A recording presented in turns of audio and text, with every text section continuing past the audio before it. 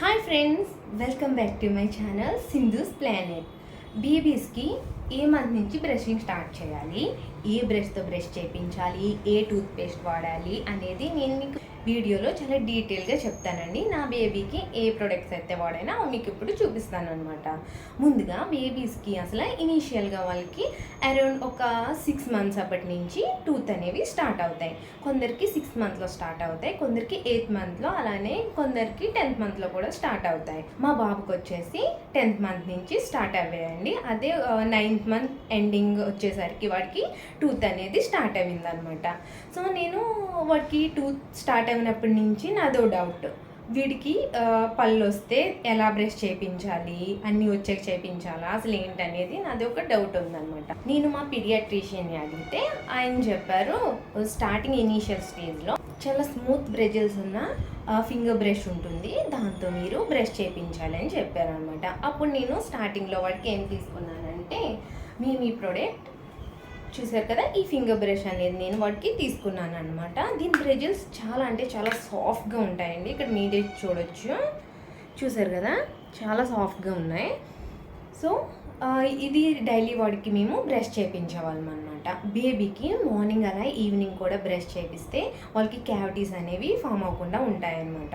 అలానే వాళ్ళకి ఇన్ఫెక్షన్స్ అవి వస్తాయి. మెయిన్ ఓరల్ హైజీన్ బాగుంటేనే బేబీ మంచిగా హెల్తీగా ఉంటారు. దీంతో బోత్ టూత్ అలానే మన టంగ్ కూడా క్లీన్ చేయించవచ్చు అండి. ఎందుకంటే చూస్తున్నారు కదా మీరే, చాలా సాఫ్ట్గా ఉన్నాయి అనమాట. ఇవి స్మూత్గా ఉన్నాయి, అసలు బేబీకి ఎక్కడ మనకి డ్యామేజ్ అంటే అవ్వదు వీటితో. సో నేను వాడికి వాడిన టూత్ పేస్ట్ కూడా నేను మీకు ఇప్పుడు చూపిస్తాను అనమాట.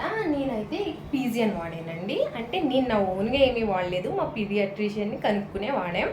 సో మీరు మీ పీడియాట్రిషియన్ని కనుక్కొని మీ బేబీకి ఏ పేస్ట్ అయితే సజెస్ట్ చేస్తారో వాళ్ళు ఆ పేస్ట్ని మీరు వాడచ్చు. పీజియన్ అయితే చాలా బాగుందండి. ఇది కనుక మీరు వాడితే ఓకే వాడచ్చు. వన్స్ వాళ్ళకి టీత్ అని ఫామ్ అయిన తర్వాత మనం వాళ్ళకి బ్రష్ చేయించి వేరే బ్రెజిల్స్ ఉన్న బ్రషెస్ ఉంటాయండి, అవి కొంచెం హార్డ్గా ఉంటాయి, మరీ హార్డ్గా ఏమి ఉండవు, వీటికంటే కొంచెం అనమాట. సో వాటితో మనం చేయించవచ్చు. నేనైతే ఇప్పటికే ఇదే యూస్ చేస్తున్నాను నా బేబీకి. నేను మొత్తం పళ్ళన్నీ వచ్చి గమ్స్ అవన్నీ కొంచెం స్ట్రాంగ్ అయిన తర్వాత మారుద్దామనేసి అనుకుంటున్నాను. మెయిన్ బేబీస్కి క్యావిటీస్ ఫామ్ అవ్వకుండా చూడాలండి. క్యావిటీస్ ఎందుకు వస్తాయి అంటే మనం సరిగ్గా వాళ్ళకి బ్రష్ చేయించకపోయినా, లేదు అంటే వాళ్ళకి షుగర్స్ అన్నీ పెట్టకూడదు అనమాట బేబీస్కి. వాళ్ళకి 2 years వచ్చే వరకు మనం చాక్లెట్స్ అయితే ఇవ్వకూడదు. ఇప్పటికీ మా బాబుకి మేము చాక్లెట్స్ అనేవి ఇవ్వలేదు, షుగర్ అనేది వాడికి ఇంట్రడ్యూస్ చేయలేదన్నమాట. సో మీరు కూడా అలా చేస్తున్నట్లయితే క్యావిటీ ఫామ్ అవ్వకుండా బేబీ ఓరల్ చాలా హైజీన్గా ఉంటుంది. బేబీ ఓరల్ హైజీన్గా ఉండాలి అంటే బ్రషింగ్ ఒకటే సరిపోదండి, వాళ్ళ టంగ్ కూడా క్లీన్ చేస్తూ ఉండాలన్నమాట. తప్పకుండా ఇవన్నీ కనుక మీరు ఫాలో అవుతే బేబీ ఓరల్ చాలా హైజీన్గా ఉంటుంది. వాళ్ళ క్యావిటీస్ కూడా ఫామ్ అవ్వవు, పుచ్చిపళ్ళు లాంటివి కూడా ఏమీ రాకుండా ఉంటుంది. వాళ్ళు హ్యాపీగా ఉంటే మనం కూడా హ్యాపీగా ఉంటాం కదండి. చాలామంది మామ్స్కి ఈ వీడియో యూజ్ అవుతుందని నేను అనుకుంటున్నాను. ఇటువంటి మరిన్ని వీడియోస్ కోసం నా ఛానల్ని సబ్స్క్రైబ్ చేయటం మాత్రం మర్చిపోకండి. మీకు ఇంకా ఏమైనా డౌట్స్ ఉన్నా, ఏదైనా న్యూ వీడియో చేయాలన్నా సరే కింద కామెంట్ సెక్షన్లో నాకు కామెంట్ చేయండి. నేను అది చూసుకుని నాకు తెలిసిన ఇన్ఫర్మేషన్ అయితే మీతో షేర్ చేసుకుంటాను. తెలియదుంటే ఇన్ఫర్మేషన్ గ్యాదర్ చేసుకుని నేను మీకు వీడియో చేసి పెడతాను. వీడియో కనుక నచ్చినట్లయితే, మీకు యూస్ఫుల్గా అనిపిస్తే సబ్స్క్రైబ్ మై ఛానల్.